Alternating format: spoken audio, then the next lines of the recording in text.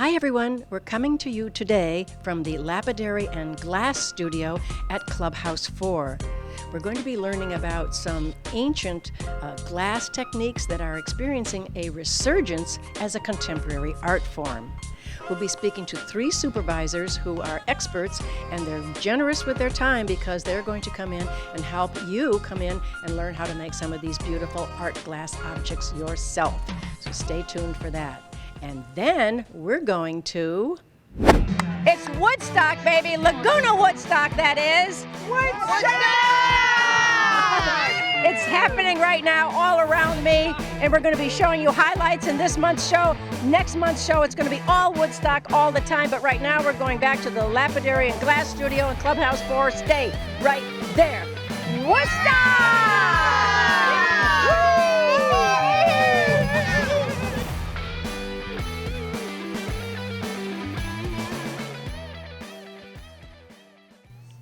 And now I'm speaking with Marilyn Bow, and we are in the Lapidary Glass Studio. And Marilyn, how are you today? I'm terrific today. I'm in a place where I love to be. Me too. I think I told you before that Clubhouse 4 specifically is my favorite place in the world because there's just so much to do and so much creativity. Do you think so? Oh, yes, it's wonderful. And we'd like to invite more people in here to see what we do and to participate. Well, you know, that brings me to why I'm here with you today, is I read in the Globe about your new offering that you have here regarding stained glass and fused glass, and you're offering an opportunity for people to know more about it, but you have some criteria for them to show up and join that process. What is it? Well, we'd love people to come in who have had experience before, and we will help them along. And then people who are new to this craft, we would like to recommend them taking classes at Saddleback College. They have 2 fused classes, one stained glass and one fused glass at the college. And after they learn the basics, we're happy to have them in here to help them along. Yes, I agree. I think that, you know, a lot of people sometimes realize that the studios here in Clubhouse 4 are sometimes an industrial environment. You know, you're dealing with torches and kilns and different tools, and you have to have the basic fundamentals of safety and what are the protocols and so forth before you even come in here. So you're asking them to have that before they come in. We will teach them about safety. We will teach them how to use different machinery that we use, and they do sign a release form, so everybody is safe.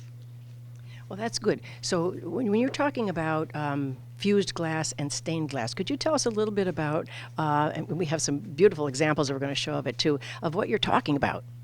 Well, I do mainly fused glass, and it's glass that you put together with any design using patterns, and then you put them in the kiln and fuse them together, and it's always a surprise. Isn't that nice? Always a surprise. I love that. Well, you know, we talked a little bit about how ancient these art forms are, these techniques are. They go back to the Bronze Age, and the Egyptians and the Romans and so forth made things with glass. I mean, isn't it exciting that it's lasted this long? What do you think the reason is? I think it's just so beautiful. It's such a wonderful craft, and glass can be very forgiving also. You can fuse glass over and over again and get some beautiful results.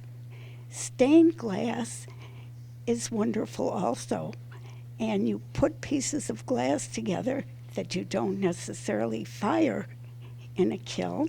In fact, you don't fire in a kiln, and it's just beautiful. Well, I think I've seen storytelling done. Certainly, the cathedrals and churches of Europe started by telling, you know, Bible stories on some of the huge windows that they had. For one thing, the light is coming through. It's inspirational and it's spiritual and it's enduring. I mean, stained glass is enduring. You can tell a story and it's going to be there for a long time. Do you think that that's some reason why people love it? Yes, and we have some people here who do beautiful stained glass work. And it hangs in many a window in our homes here. And it's like the glass you might see in the churches, the windows in the churches. The stained glass are so beautiful. Yes. Yes. Well, I think it's a wonderful thing for people to learn and practice and create things for people, whether they're large things or small things.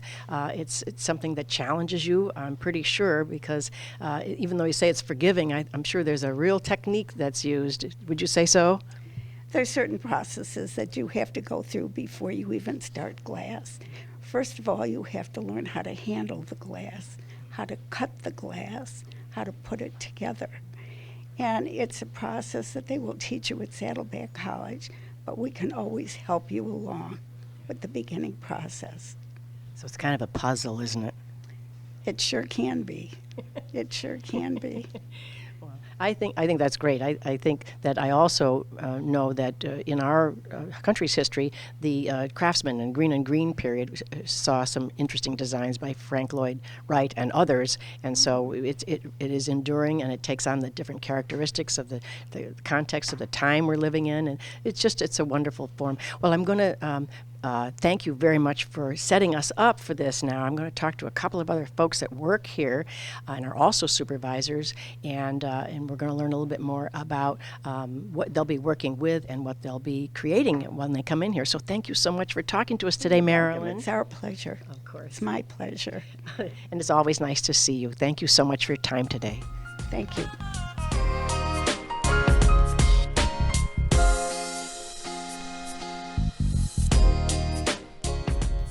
And now I'm speaking with Monica Berg, who is also a supervisor here in Lapidary Glass. Hi, Monica. How are you? Good, thanks. Thanks for coming in and asking about our craft here. It's very special to the people that work in the studio. I'm getting that idea. Everybody seems to be very happy with what they're making here and enjoy it very much and sharing their skills and talents. How long have you been a supervisor? I've been a supervisor for a little over 2 years here, and I've started working in the glass shop since I've moved here, which was about 3.5 years ago. And I've been doing stained glass, cutting stained glass since 1977. So this is definitely my happy place. Did you do that as a business? No, I never did it as a business. I did it mostly for gifts. I took lessons, in the 70s, and then people would just ask me if I would make them something, and I would make them something, and so I would. And then kids came along and life came along, so I sort of set it aside. And then I was able to pick it up back here when we moved here, and I just couldn't be happier here. It's, to me, the best shop here, really. I agree. Now, you've brought some things today, I have. kind of a show and tell. Tell us about, I guess the first one I would love to know more about are these wonderful birds that seem to be all sitting together. What is that? So I had made a promise to myself that I would really challenge myself, and it happened to coincide with COVID, where we were all locked down, and so I sort of locked myself onto my patio and started working on the birds on a wire. And I did it in segments, and some of the pieces, as you can see, are really, really small, and so it took a lot of concentration and a lot of focus, which let me not worry about what was happening outside. So I had to concentrate on what was right in front of me. And so I did it in segments of 5 and then put it all together, and now it's the 15 birds on a wire. Some of the pieces of glass that I used are, it sounds very strange to say, very special to me. I either got them at a special place or I got them from a special person. And I really was specific on what glass I used and what colors I used, and wasn't so concerned with if they all went together. I just liked the glass.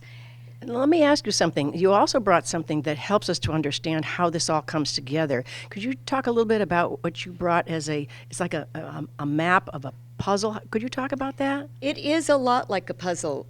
To do a stained glass piece, you first have to find your pattern, and then you have to cut each individual piece out of the pattern on paper. And it's got to be pretty exact in order for the glass to fit, because the glass doesn't give at all. So you've got to cut your pattern, and then you've got to cut your pieces of glass to fit the pattern that you're cutting the piece for. And then you copper foil it.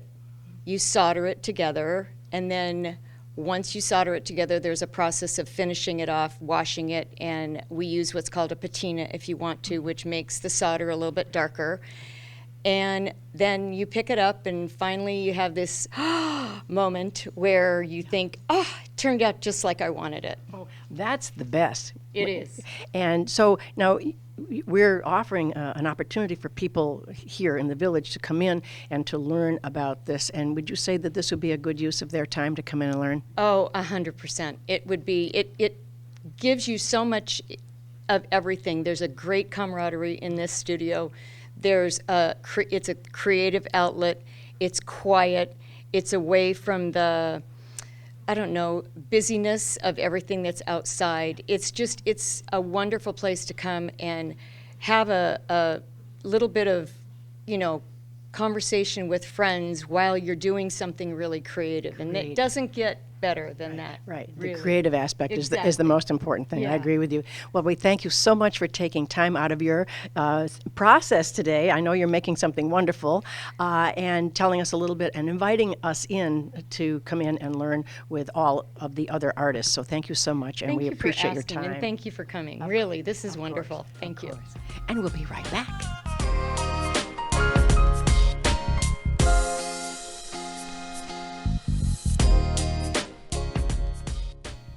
And now I'm speaking with Diane Gambino, also a supervisor here at the Lapidary Glass Studio. Hi, Diane. How are you? Hi, I'm great, and I hope you are too. I am. And in my favorite place, too. Yes. We're talking all things glass today, and I wanted to ask you about just some of the things that you'd need. What are some of the tools, and do you have them here? We do have different tools that are needed, and we do have some that are here. You'd need a glass cutter. You would need a grinders, which we all have here. You would need a running pliers, and I'm trying to think what else. There are several different kinds of cutters and tools. Sure. So you can start out with just a glass cutter, and they are here, and some oils and such, and we do have that stuff here too. I'm assuming that there are probably some different, like glass nippers and things like that, that are Exactly. different sizes for depending on the piece that you're cutting and stuff like. Are there things that go around corners? I don't know. Well, there are, but mostly it's guided. You can actually get cutters that will actually do circles. You can get cutters that are very simplified, and then you can get some that go up in price a little bit more. But you have some of these things. If I were to come in and I've already taken my class, and now I want to get started, and you have a lot of those, because this could be an investment, I'm pretty sure. It is definitely an investment, but as Monica said, it can be an investment in your sanity too. Yes, exactly. Yes. I love that. I love that. So also, you have some little jars of little is that beaded glass? What is that? It's called frit. It's called frit, and what it is just grinded either fine, medium, or coarse. And we have molds that you can put that in. There's a special spray you put on the molds, and then you can put the frit inside the mold, bake it in the kiln, and you'll come out with a beautiful wall hanging or whatever you would use.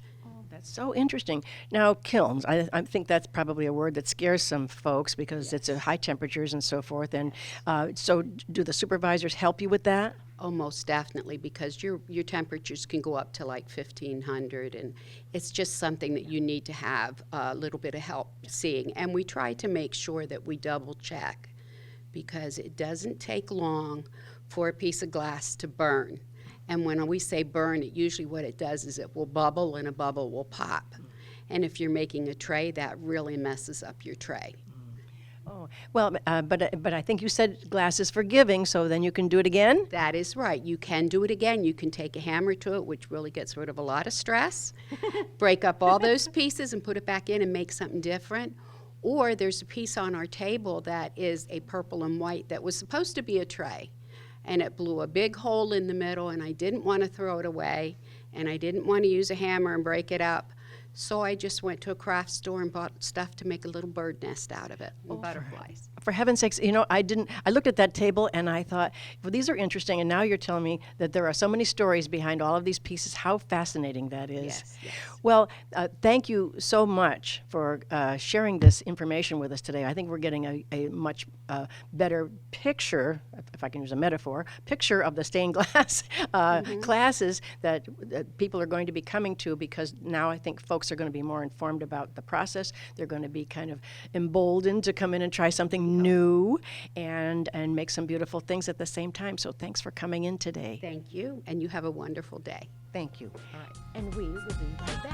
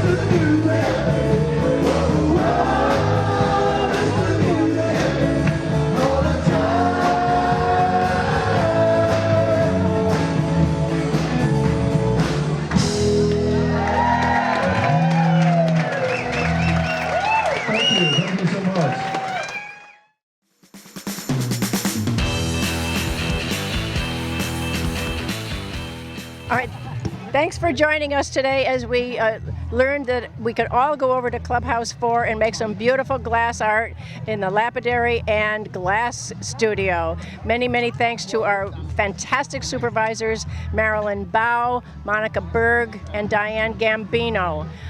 And thank you to everybody here at the Laguna Woodstock event as we created some preview of the show that's going to be airing next November. We're going to do the entire show next November from Laguna Woodstock. And here we are having a great time. We're playing Mahjong here. And we have Debbie Springer. and Sam Barone.